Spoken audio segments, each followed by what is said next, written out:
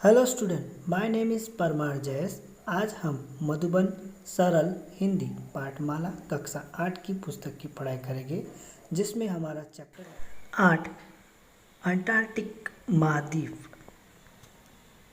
शुरू करते हैं। आज पृथ्वी पर यदि किसी वस्तु को अमृत माना जा सकता है तो वह है पानी, ताज़ा पानी। पृथ्वी पर जीवन का अस्तित्व पानी के कारण ही है।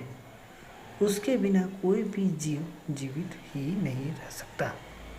पानी यानी कि ताज़ा पानी ही वह वस्तु है जो पृथ्वी के एकदम दक्षिणी भाग में स्थित अंटार्कटिक में बहुत बड़ी मात्रा में उपस्थित है। अंटार्कटिक की धरती पर जमी बर्फ की चादर में पृथ्वी पर उपस्थित ताजे पानी की कुल मात्रा लगभग 70% भाग फैला हुआ है। आज शुष्क प्रदेश पानी की आवश्यकता के लिए अंटार्कटिक की ओर ललचाई दृष्टि से देख रहे हैं। खाद्यान्नों के संदर्भ में आज हमारा देश काफ़ी अच्छी स्थिति में है। वह खाद्यान्न आयात करने की बजाय निर्यात कर रहा है, परंतु उसकी पानी की समस्या दिन प्रतिदिन उग्र से उग्रतर होती जा रही है। इसलिए निकट भविष्य में हमें भी अपने ताज़े पानी की मांग को पूरा करने के लिए अंटार्कटिक की शरण में जाना पड़ सकता है।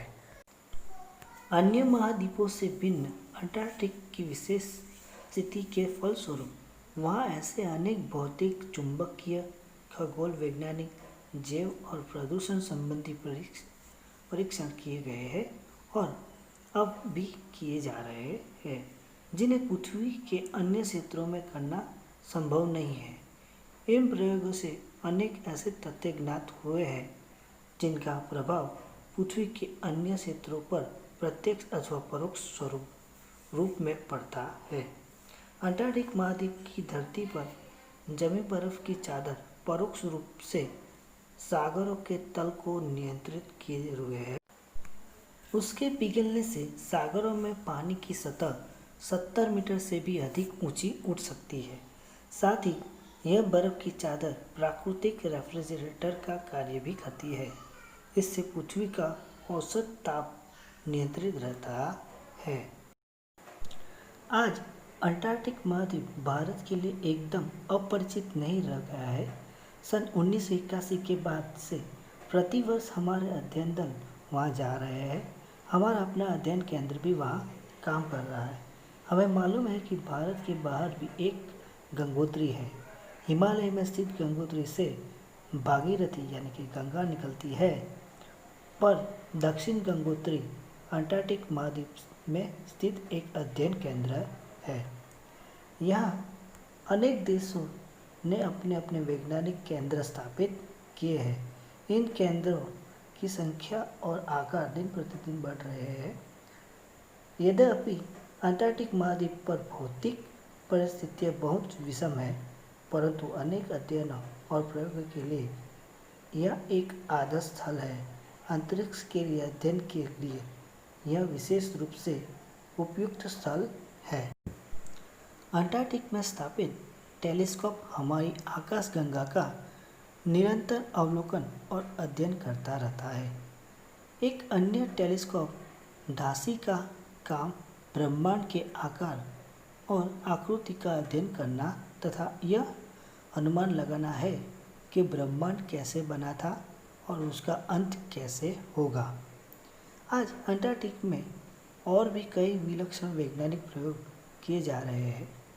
एक अध्ययन से ब्रह्मांड के उद्गम से लेकर जीव जंतुओं पर जलवायु के गर्म होते जाने के तात्कालिक और दीर्घकालिक प्रभाव का पता लगाया जा रहा है। इसी से जुड़ा है एक और अध्ययन जिसका लक्ष्य है अत्यंत दुर्गम परिस्थितियों में मनुष्य की शारीरिक और मानसिक क्षमताओं पर पड़ने वाले प्रभाव का पता लगाना। समाजशास्त्री सदियों से एक ऐसी बस्ती की कल्पना करते रहे हैं कि जहाँ विश्व के अनेक देशों, धर्म और मान्यताओं के लोग मिलजुल कर सौहार्दपूर्ण तरीके से रहते हो, जहाँ कोई सीमा विवाद न हो, जहाँ कोई कोर्ट कचहरी न हो, साथ ही जहाँ वायु, जल और धरती एकदम शुद्ध तथा प्रदूषण रहित हो, न कोई व्यक्ति नशा करता हो और न ही झगड़ा करता हो।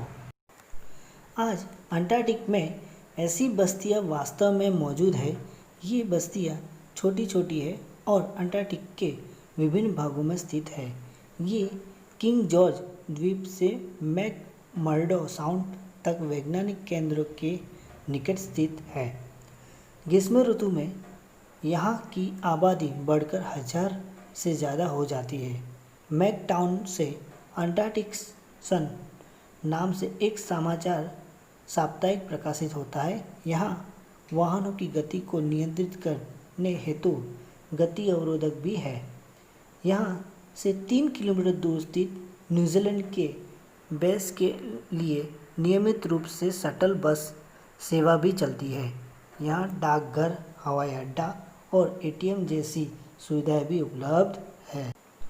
अंटार्कटिक में वैज्ञानिकों से 3 गुने अन्य लोग रहते हैं। इनमें से अधिकतर व्यक्तियों का काम वैज्ञानिकों को उसके अध्ययनों और प्रयोगों में सहायता करना है।